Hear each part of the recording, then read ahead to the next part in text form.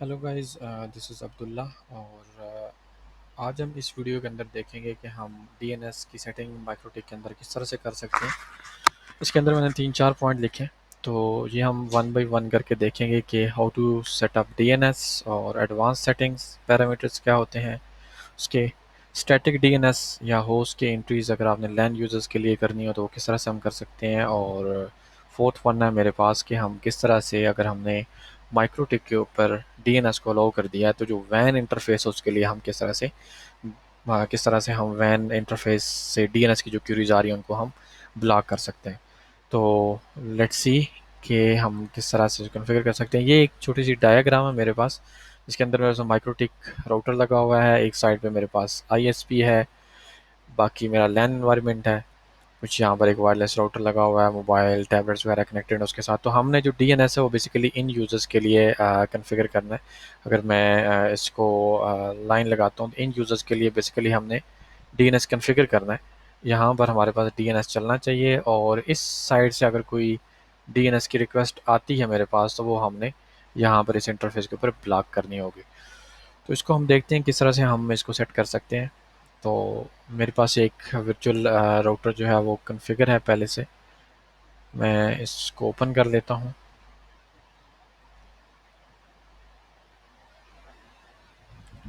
Okay, ये मेरे पास router है, इसको मैं ओपन करता हूँ।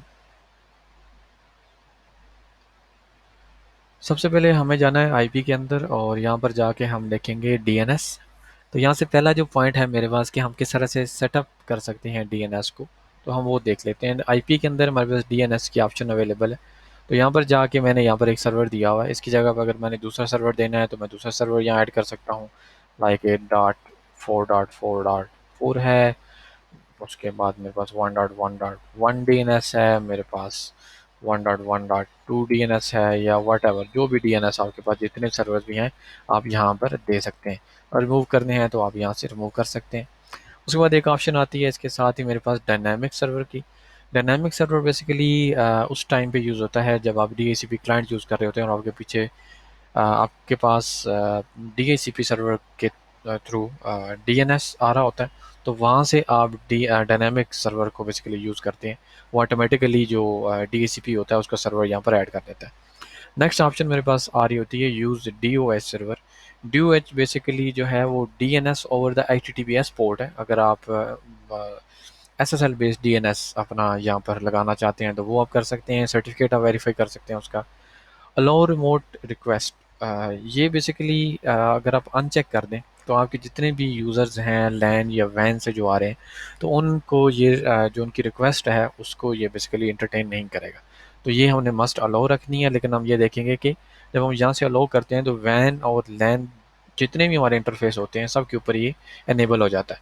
तो हमने सिंपल यहाँ पर काम ये करना है कि जो हमारा लैन का इंटरफेस है हम उसके ऊपर इसको कॉन्फ़िगर करेंगे कि सिर्फ यहाँ से जो रिमोट रिक्वेस्ट आ रही है आपके डीएनएस की वो ये गेट करे और उसको रिजॉल्व करे, अदरवाइज बाकी जो रिक्वेस्ट है उनको ये डिक्लाइन कर दे। नेक्स्ट है मेरे पास मैक्स पैकेट साइज़ है, आप पैकेट साइज़ सेट कर सकते हैं। क्यूरी सर्वर टाइम आउट है और क्यूरी टोटल टाइम आउट है। यहाँ पर बेसिकली सर्वर हमारे पास ये माइक्रोटिक का राउटर है तो इसका ये टाइम सेट यहाँ पर कर रहा है 2 सेकेंड एंड 10 सेकेंड। आप यहाँ से इसकी वैल्यू आप या डाउन कर सकते हैं, चेंज कर सकते हैं। सेकंड्स के अंदर ये वैल्यूज़ है। मैक्स कंकरेंट क्यूरीज यानी कि कितनी क्यूरीज इस सर्वर के ऊपर आप एट अ टाइम आप जो है वो लेना चाहते हैं या आप हैंडल करना चाहते हैं, आप वो यहाँ डिफाइन कर सकते हैं। Max concurrent TCP sessions exactly वैसे ही हैं जैसे क्यूरीज आपके पास कितनी टीसीपी सेशंस बेसिकली सेशन आपका इस्टेब्लिश हो जाता है तो कितने आप सेशन इस्टेब्लिश रखना चाहते हैं वो यहाँ पर आप सेट कर सकते हैं। कैश यहाँ पर मेरे पास केबीज के अंदर ही कैश है, आप इस अप डाउन कर सकते हैं। आप डिपेंड्स के आपके पास कितनी स्पेस अवेलेबल है राउटर के ऊपर। मैक्स जो इसका कैश का टीटीएल है वो अगर कोई आपके पास डीएनएस का बेसिकली टाइम टू लिव होता है कि आपके पास कितने देर के लिए कोई किसी डीएनएस की एंट्री रिकॉर्ड आपके कैश के अंदर रह सकता है। मोस्टली साइट्स का 1 दिन होता है, कहीं उन्हें 2 दिन 4 दिन, कहीं उन्हें घंटा या 2 घंटे रखे होते हैं। तो आप अपना यहाँ पर सेट कर सकते हैं कि अगर किसी का कैश सेट है तो वो कितनी देर मैक्सिमम इसके अंदर रह सकता है। लाइक 1 डे आपका आप कर देंगे, 1 डे के बाद आपकी जो कैश होगी इंटरनल वो फ्लैश कर देगा। अदरवाइज कैश बेसिकली करती क्या है कि आपने एक दफ़ा गूगल को पिंग किया तो नेक्स्ट टाइम कोई भी यूज़र आ रहा होगा तो वो ये राउटर अपनी कैश से ही उसको आईपी दे रहा होगा। रैदर देन कि अगेन गूगल के पास जाए, उसका एक आईपी उठा के लेके आए और आप वो उस यूज़र को दे रहा हो, ऐसा नहीं होगा। अपनी कैश से उसको सर्व करवा रहा होगा। इससे स्पीड या एफिशिएंसी आप समझ लें कि वो बढ़ जाती है। उसके बाद कैश, यहाँ पर यूज़ कैश है कि कितनी मेमोरी इसने, सॉरी कितनी डिस्क स्पेस इसने यूज़ कर ली हुई है कैश के लिए, तो वो यहाँ पर आपको ये टोटल दिखा रहा है। टोटल हमने इतनी कॉन्फ़िगर की हुई है, इसको आप अप डाउन कर सकते हैं। और यहाँ पर ये जितनी यूज़ हो रही है वो यहाँ पर नज़र आ रही है हमें। उसके बाद हम बटन्स पे आ जाते हैं, तो यहाँ पर मेरे पास ओके का बटन, ओके करूँगा तो ये हमारी कॉन्फ़िगरेशन अप्लाई हो जाएगी, सेट ओके हो जाएगी। अप्लाई सिंपल अप्लाई करने के लिए होती है, कॉन्फ़िगरेशन कैंसिल अगर आपने कुछ नंबर लिखा और आप कैंसिल कर दें तो जो फर्स्ट एग्जिस्टिंग आपकी कॉन्फ़िगरेशन होगी वो वहीं रहेगी। स्टैटिक के अंदर यहाँ पर आपके पास जो दूसरा मेरे पास पॉइंट था, एडवांस पैरामीटर्स हमने देख लिए, और तीसरा हम देखते हैं कि स्टैटिक जो डीएनएस है वो हम किस तरह से इसके अंदर ऐड ऑन कर सकते हैं। लाइक कोई एक ऐसी साइट है जो हमारे पास लोकल चल रही है, तो उसकी मैंने यहाँ एंट्री करनी है, या अपने लैंड यूज़र्स को मैंने उसका यूआरएल देना है, तो उसके लिए मैं क्या करूँगा, मैं यहाँ पर ऐड वाले बटन पर क्लिक करूँगा। यहाँ मेरे पास नाम आ जाता है, लाइक XYZ मैंने लिख दिया .com, और मैं रेगुलर एक्सप्रेशन भी आपके पास अवेलेबल हैं। किस टाइप का रैकेट आपने डालना है वो यहाँ पर आपके पास सारे टाइप अवेलेबल हैं। जो आपके पास में भी राउटर का वर्जन ओल्ड है तो उसके अंदर ये अवेलेबल ना हो, वहाँ पर डायरेक्टली आपके पास नेम और टाइम टू लिव और एड्रेस की ऑप्शन अवेलेबल हो, या रेगुलर एक्सप्रेशन आपके पास अवेलेबल हो, तो आपने इससे परेशान नहीं होना।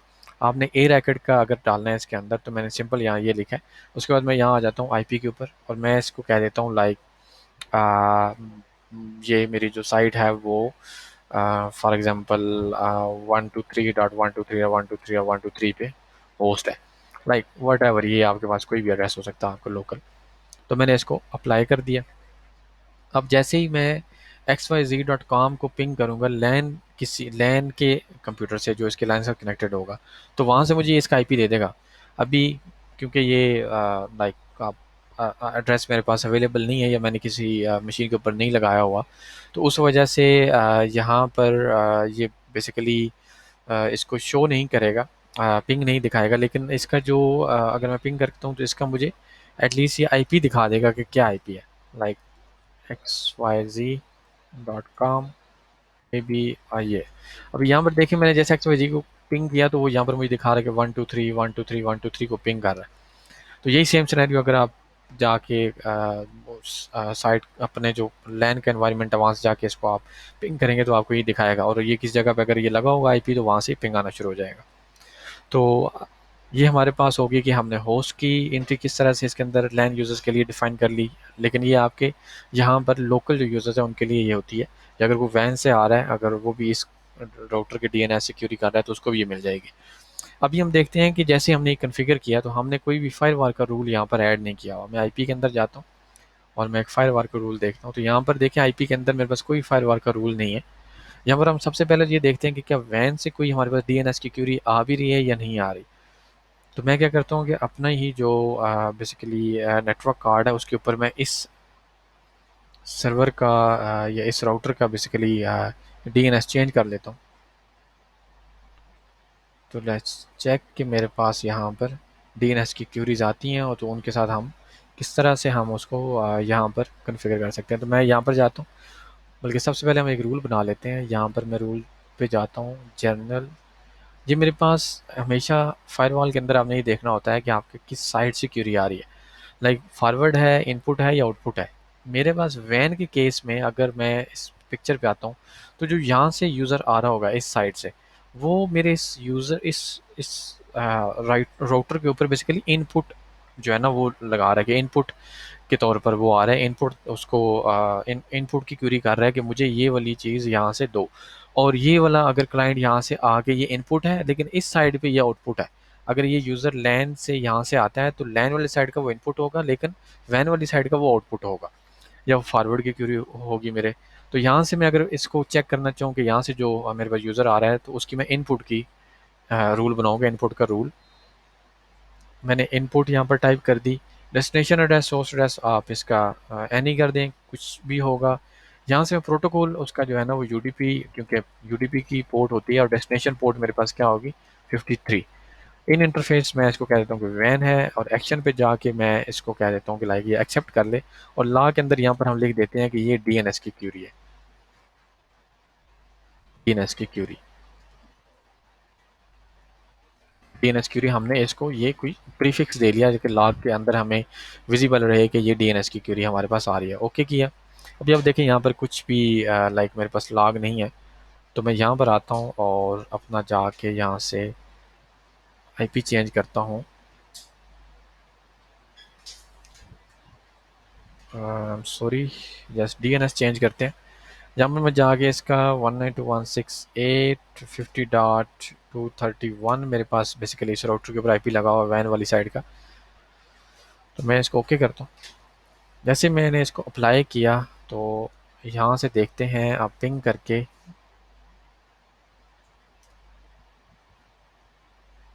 मैं यहाँ से देखता हूँ। अगर मैं अपना I P D N S देखता हूँ, आई पी कन्फिग, इसको ऑल करता हूँ, तो लेट्स सी कि मेरे पास यहाँ मेरा डी एन एस क्या आ रहा है, 231। तो इसको मैंने पिंग किया google.com, तो यहाँ देखिए मेरे पास लॉग आना शुरू हो गए। कि इसको बल्कि मैं कंटिन्यूस लगा देता हूँ ताकि आपको मैं लॉग दिखा भी सकूँ। यहाँ पर अगर हम लॉग्स में जाते हैं तो यहाँ देखें, यहाँ मेरे पास क्यूरीज आ रही हैं। और यहाँ पर ये मुझे बता रहा है कि D N S query input है और किस आईपी से आ रहा है मेरे पास, ठीक है, और किस पोर्ट से और किस पोर्ट के ऊपर, किस आईपी के ऊपर और किस पोर्ट के ऊपर इनपुट आ रही है। लाइक मेरे राउटर की जो आईपी था और उसकी जो पोर्ट है। अब हमने इसको ब्लॉक करना है तो सिंपल हम वैन का जो इंटरफेस है इसको हम क्या करेंगे कि मैं यहाँ पर जाऊँगा जनरल के अंदर, इनपुट की क्यूरी, प्रोटोकॉल मेरे पास यूडीपी आ जाएगा और मेरे पास डेस्टिनेशन पोर्ट 53 रहेगी। उसके बाद मेरे पास इन इंटरफेस मेरा वैन रहेगा। एक्शन के ऊपर मैं जाके इसको ड्रॉप कर दूंगा और यहाँ पर लॉग प्रीफिक्स लगा देते हैं, like for just for testing. आपने ये इसको प्रोडक्शन के अंदर बंद कर देना है, मैं टेस्ट कर रहा हूँ इसलिए मैं लगा रहा हूँ D N S drop,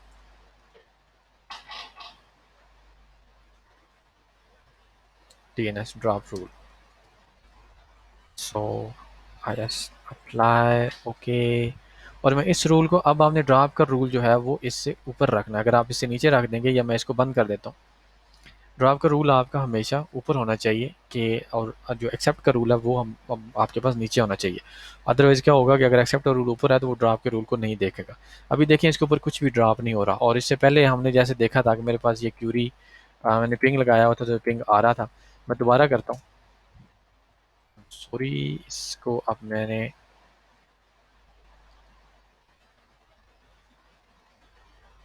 sorry flash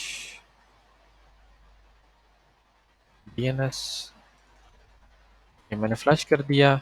अब अगेन मैं जाके पिंग करता हूँ, अब देखें तो उसने ब्लॉक करना शुरू कर दिया मेरी मेरी वही रिक्वेस्ट जो यहाँ से अभी हो रही थी। मैंने डीएनएस को फ्लैश किया क्योंकि मेरे पास कैश हो गई थी यहाँ पर, तो ये उससे क्यूरी अपनी भेज रहा था। अब मैं लॉग में जाता हूँ, लाइक मैं लॉग में गया तो अब देखिए मेरे पास डीएनएस ड्रॉप रूल्स आना शुरू हो गए।